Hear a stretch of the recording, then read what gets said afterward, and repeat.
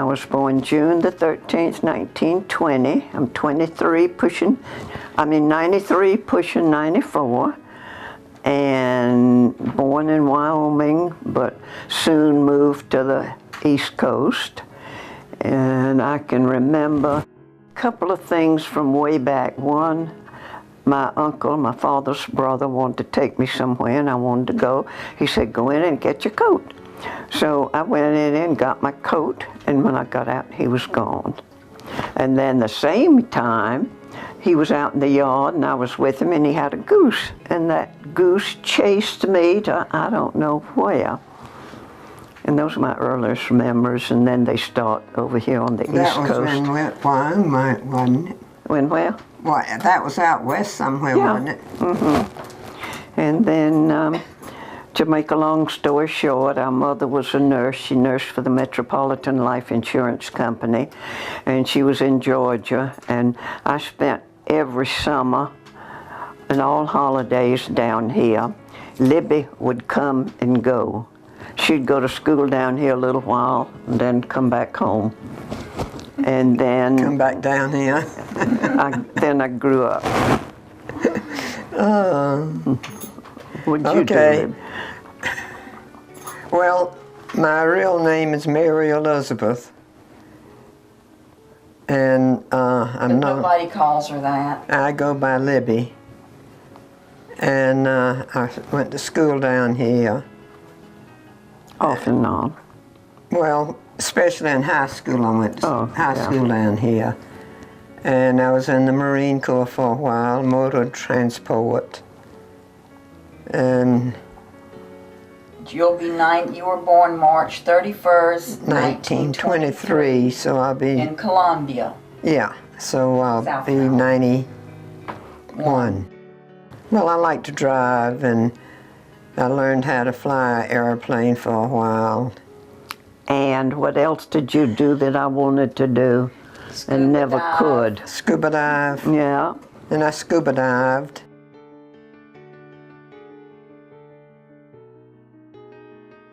Drove the officers around. Up at Camp Lejeune in North Carolina. And she said her unit left and went overseas or somewhere. She got to stay, only one got to stay to drive the officers on the base.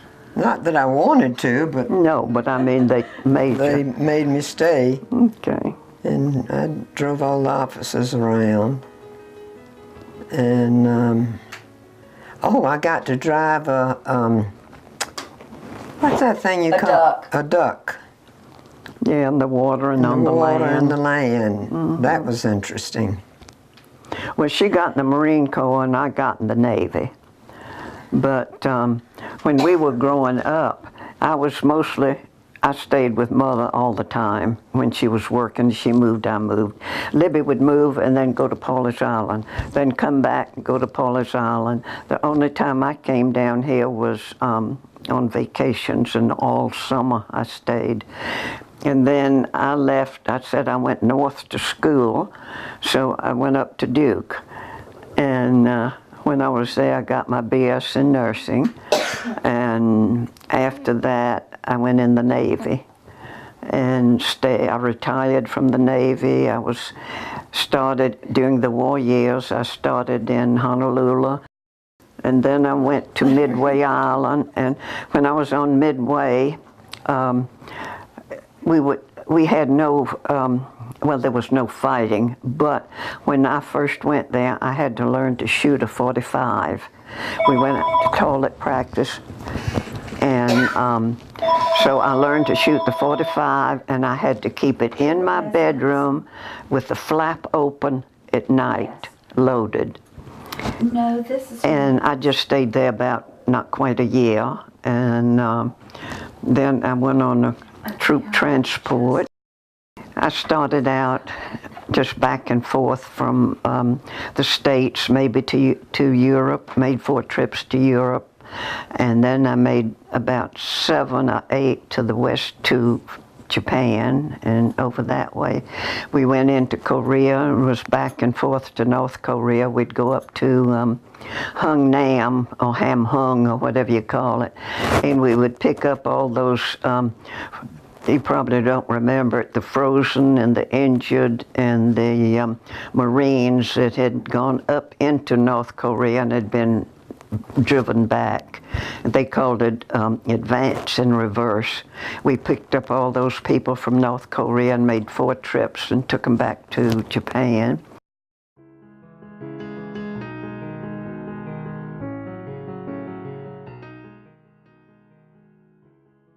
I remember good days at Pawleys Island, and I remember the creek more than the beach. Because in the summertime, all these beach kids would come, and they would get together, the boys and the girls, and they would hang out on the beach and sun, or go to the pavilion, and that was the thing to do. But we didn't do that. We went in the creek, we got clams, we caught fish. Shrimp. We had a little boat, a little rowboat. And I'll tell you what I like to do in the creek. You can tell what you like to do most. Okay. We would go out in water about this high in the creek, and then the little rowboat, it just had 2 things to row, and we would flip the boat over, and then we would dive under it, and we would come out on the end where the air stayed in underneath the boat. And we would talk and wiggle and do everything in that little air pocket on the upside down boat and had fun. What'd you do? We would go in the creek, and sometimes we would dig for clams and oysters. And we had a seine. If you know what that is, it's a thing that you carry down the water, and we would catch shrimp that way, and we had fun with that. And she would be just a little, that was when she was real small, and we would be pulling our net down. She'd be behind it, she'd be grabbing the shrimp. Well, Libby, you remember going fishing and catching the good fish? Which good one? Spot and croaker and yeah. all those nice big ones that you could eat. We had a little, you know, the little chapel over here at Pawleys Island. Well, when we were teenagers or preteens, they sent a student from one of the seminaries, and he would preach, and we called him, Libby and I, and maybe 1 or 2 others, we called him the Parson of Pawleys. And we'd go and sit in that little chapel on the back seat, 2 or 3 of us. We'd wait till he got through preaching, and we would get him, and we'd go different places. And one time we found the boat, and we pulled it out of the, it pulled it in to the water. And he and I went out. We had, the only thing we had was pair of oars. And we went out in the ocean in that horrible boat that was kind of rugged and all, and we got out and we got back in, but my mother, she was watching us and she couldn't see us, and she got kind of worried about it, but we got back in okay. Well, during the war, there were a lot of people up at Myrtle Beach Air Force Base before it was closed down, a lot of flyers, and we got to know some of them, and I guess we dated some of them. We did. And they would fly over the beach every once in a while to wave their wings at us. And one time, one of them got a little close, and tell them, Libby. And he had a radar and thing hanging down from the bottom of the airplane, and he got too close to the lookout place on the beach, and it broke it off. So we got it, and when he came over and wanted it, we wouldn't give it to him until he took us out for lunch. So yeah, they wanted that thing back.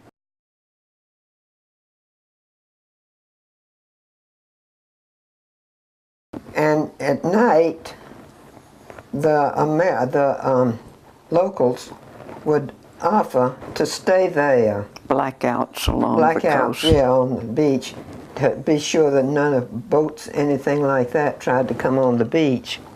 And we used to do that. Our parents, all of our aunts and uncles, which we had a multitude down here, took turns, and they would, in the daytime, they would go to the beach and take turns maybe 2 hours at a time. They had to spot all of the airplanes. They had a chart to tell them what to look for, and they would have to write all of that down and turn it in to the Air Force about what, you know, any kind of plane. They had a picture and they could describe it, say approximately how high. We didn't do that though. The adults did that, but that was in the 40s. I mean, in the when was that? Early parts of the war.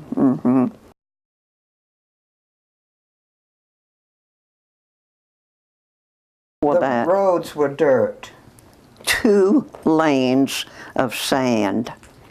And if you saw a car coming from the opposite direction, you watched to see if there was a little cut-off thing that you could pull off. Or if he or she, whoever it was, if they saw one first, then they would pull off and we'd keep going. No way could you pass. You couldn't pass. The road was so dirt, and whoever pulled off, once the other car got by, they would stop to make sure the car that pulled off could get back out and wouldn't get stuck. And The ferry. of course we had the ferry, which I think, if I remember correctly, they could take 4, 8, either 6 or 8 cars at one time on each side of the boat. And you got there to the river and you got on the ferry boat and went around the end of the little island. It's in the middle of the river in Georgetown. And then you'd go to Front Street, and that's where the boat landed. And if you missed it in the evening, after a certain time, you either had to go all the way around to Conway and Myrtle Beach and home here, or spend the night, because it didn't go at night. When we would go in Georgetown and wait for the ferry, these little kids would come up to us and say, "Oh, my mama's dead, my papa's dead, and please, man, give me a nickel." Yeah. The same thing, these little 4, 5, 6-year-old kids. And one little kid came up to me when I was with one of the uncles. "You want to buy alligator?" Huh? "What?" 10 cents. Little baby alligator about that big. So I bought it and I took it home. And my aunt says, "You can't keep it." So I took it to the, you remember the little creek that was out near the church? Yeah. I took it out there and let it go. So it didn't last very long.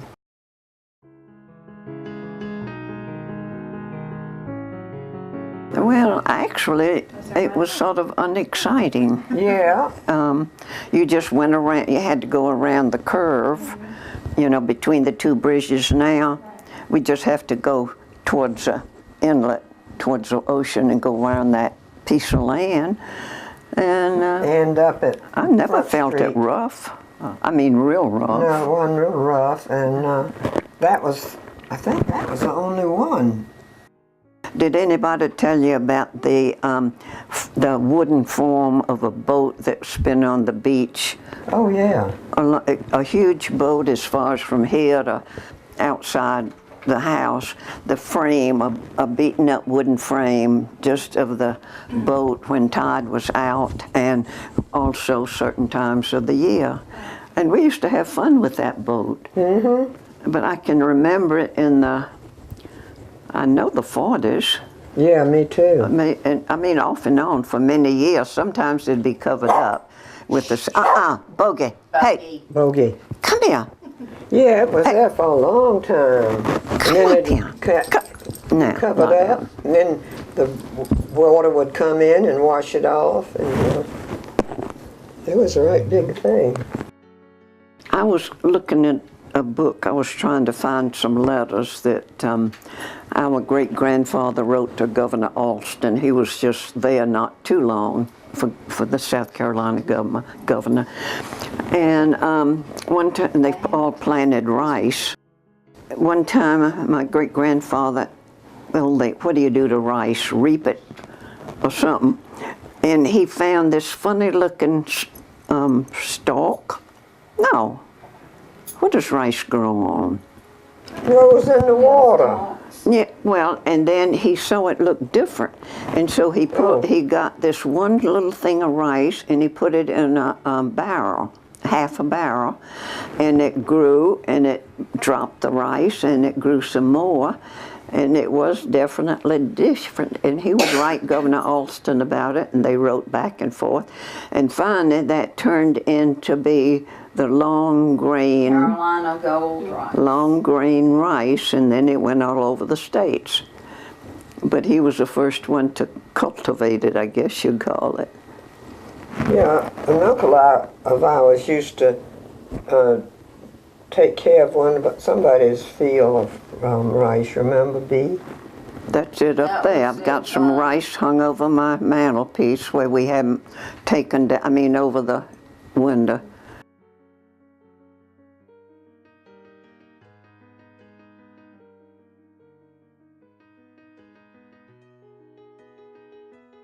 Well, we've both done a lot of work on it. My aunt, my mother's sister, was doing some, and when I was teen, she asked me would I continue it.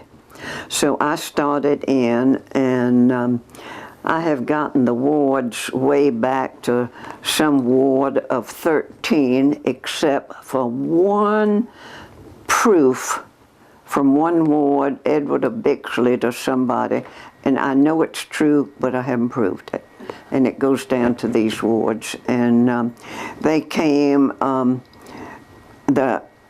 first ward at Pawleys Island was born in 1800. Arcadia Plantation is where our mother was born.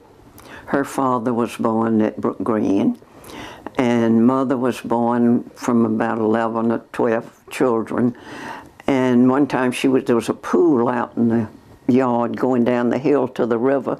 She was playing out there with playing in the water. Her brother had a BB gun. He shot her, and that BB went in her leg.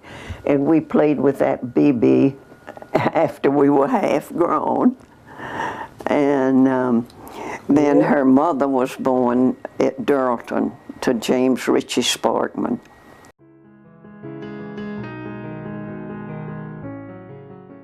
Alice Rutledge Ward, before she married Leatherman.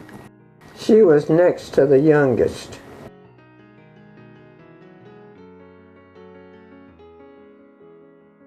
Of course, they weren't in the military, but she was in a Red Cross group, and they were all getting ready to go over to Germany or whatnot when the flu broke out. And they had such an epidemic. They had the men on the cots, on the floors, everywhere. And they all stayed and took care of the flu people.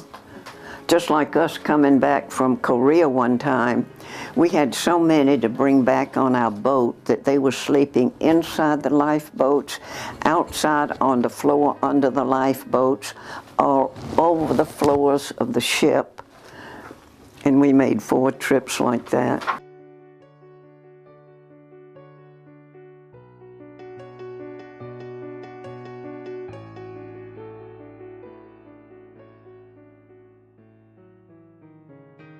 And one of my thought would be the prettiest pictures. We were outside of, just coming into Japan. I think we were docked. and there was Mount Fuji there with a little bit of white snowy cap on the top.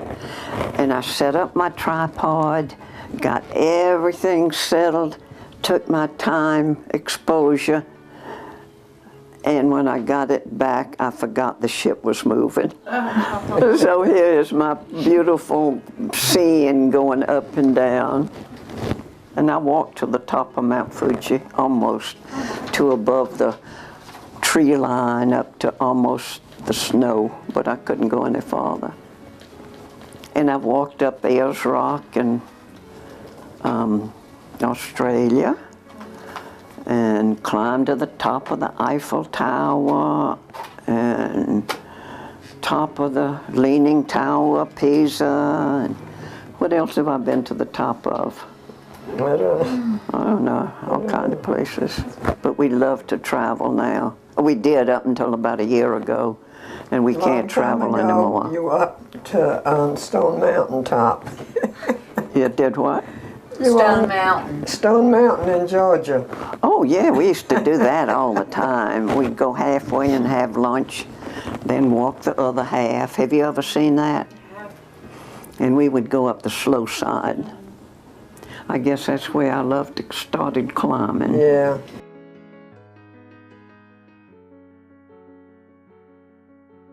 We were always, when we were growing up, we had to go be in the house between 11 and 12 at night. We couldn't be any later. Well, there were 2 trees. Big cedar trees.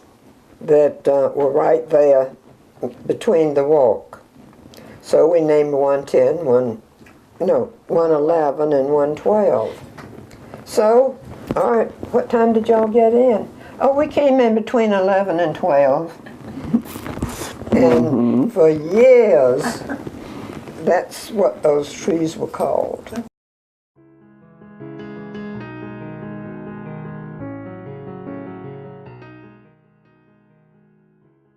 The big house belonged to the Lashicotts, but our aunt was married to the man that owned it. And he's the one that owned the only store that was at Pawleys years ago. Tell her about the post office. Oh, all right. The post office was in the store. About as big as from where you're sitting to where we are. Yeah. That was a post office. And most people had a little office, a little place to get them. A lot of them didn't, and they had to have some of the specials. They would Special delivery mail. Yeah, special delivery mail. Well, they didn't have anybody to do it, so we decided, we get 9 cents for every one that we take. So we'd stay there every day at mail time, and wherever the mail went, the special, we would take it on the beach. We had what we called a jitterbug.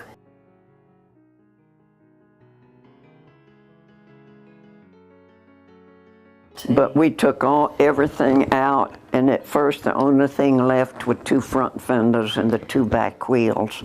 So you all built the floor and whatever kind of car you wanted it to Tell be. her what you did. Well, the front fenders, one time about this big, I drew a real good picture of Maggie, the other one of Jiggs. You remember those?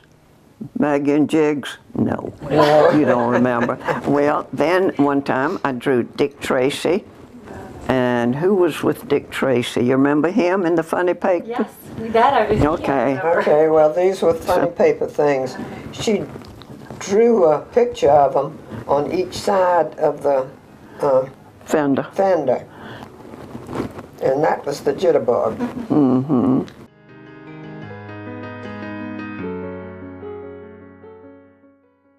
Didn't we have to stop and put artesian water in from one of the wells? It wasn't artesian water, it was any kind of water we saw on the side of the road. Well, okay. But they were 2 or 3 artesian wells close by did that them we too. would stop. But those were on the beach. Yeah. But going to Georgetown, we'd see water in the ditch and we'd have to Yeah. stop. We had a bucket hooked to a nail on the back of it, I don't remember that. so we could get the water if we needed it.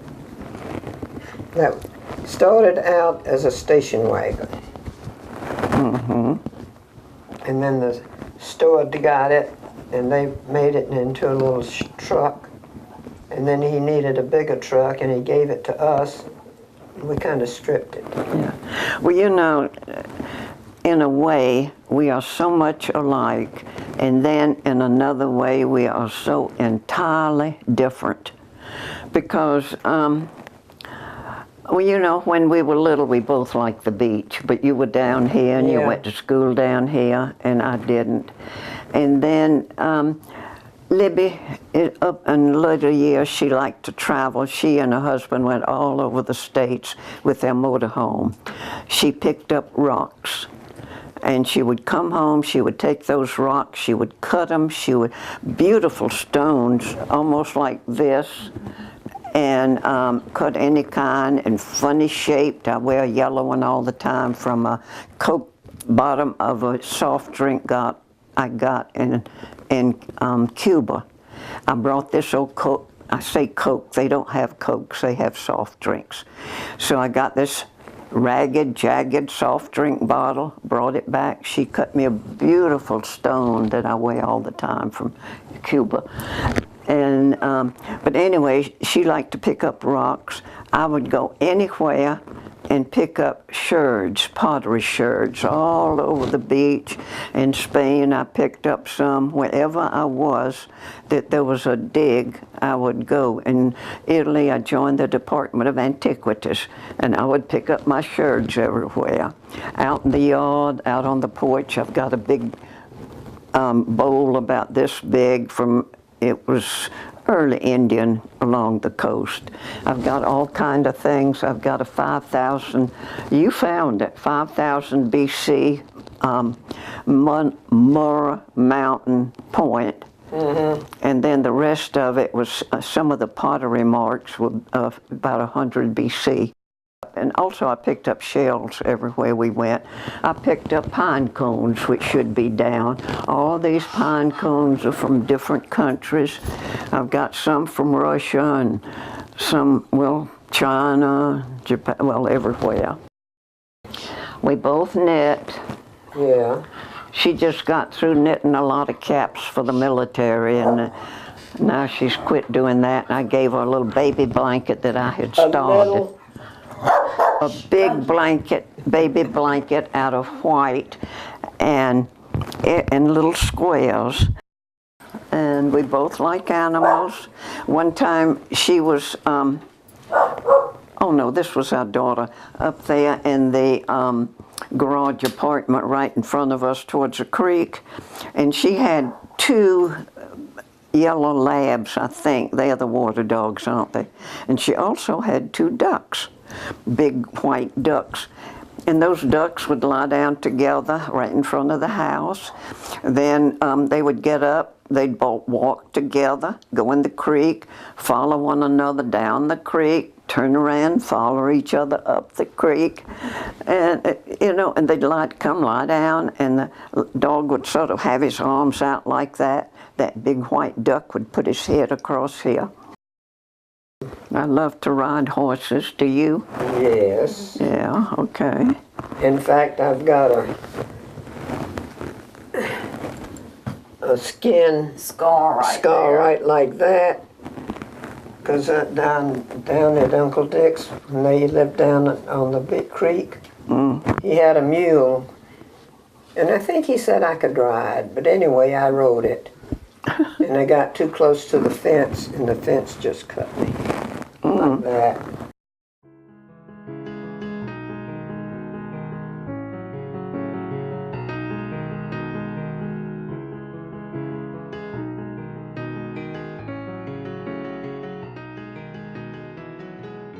But down here, Arcadia has sort of been like our parents' homes, and Brook Green sort of like our grandparents' home. And those were the sort of ones we talked about all the time. And then for Richie, Durlton. James Richie Sparkman, we talked about Durlton a lot. And then I don't know what happened to the brother that had Hobcaw. The other brother got Sandy Island, and there was a big plantation over there.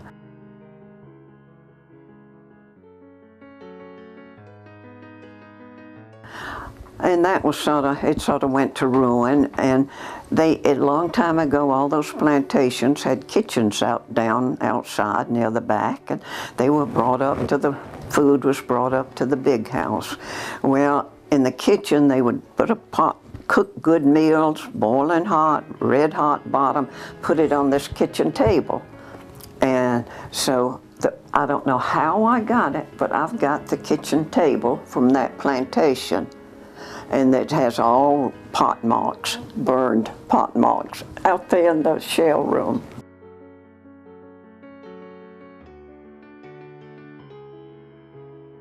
That was my father's, and that was his mother, and he made the cap for his older sister. And so the older sister wore that little cap. Of course, she was a girl, and he wore it when he was a boy, so anyway, I don't know how in the world I've kept that thing. I was wondering, I didn't... That's over 100 years old.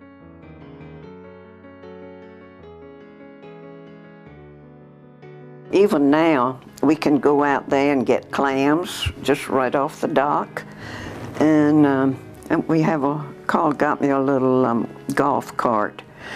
And I can't walk down there much, and I don't doubt if Libby could. But it's been so rainy and dark and cold, and we haven't gotten that little cart out. But the grandkids love it. One of them almost knocks the trees down. Josh is a horrible driver. We're now down on the South Causeway. The road goes all the way to the river.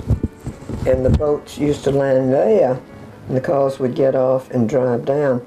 But when you got to the creek, there was a train track that went across the creek to Seagull.